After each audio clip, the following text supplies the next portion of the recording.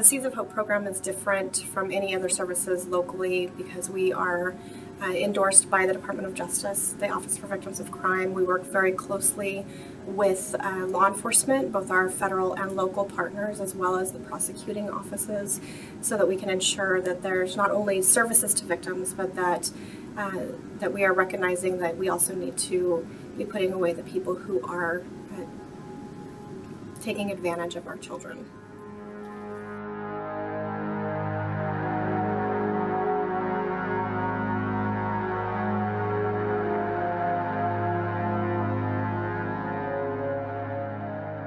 First off, I would want to say it doesn't matter if you come from a rich neighborhood. It doesn't matter if I came from Pasadena.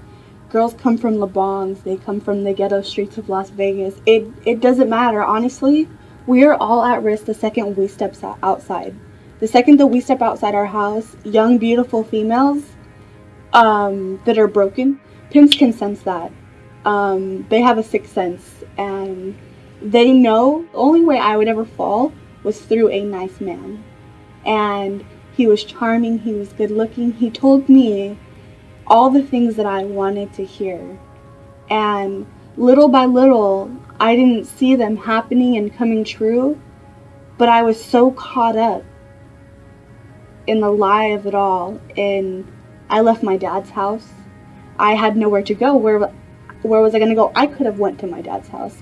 But in my mind, I'm like, I can't go back there. Like, I can't let him know that I'm doing this. Like, what am I going to do? And all reality, I was being hurt.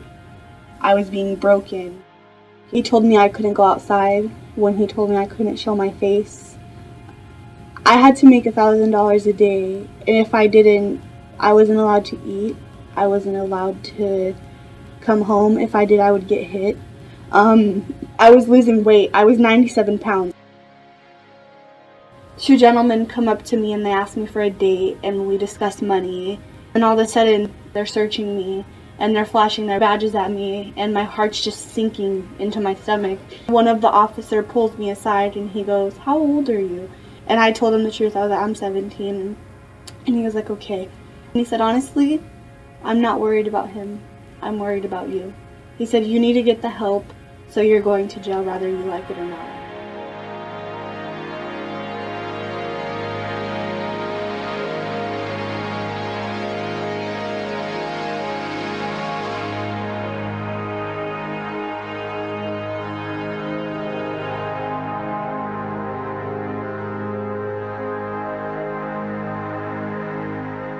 Through probation, it was kind of like a requirement. I remember my caseworker, the Salvation Army, her name is Ashley, and honestly, she's just an amazing lady. I thank her for very much. She brought me food, and she brought me like hygiene products, bus passes, things that I couldn't afford.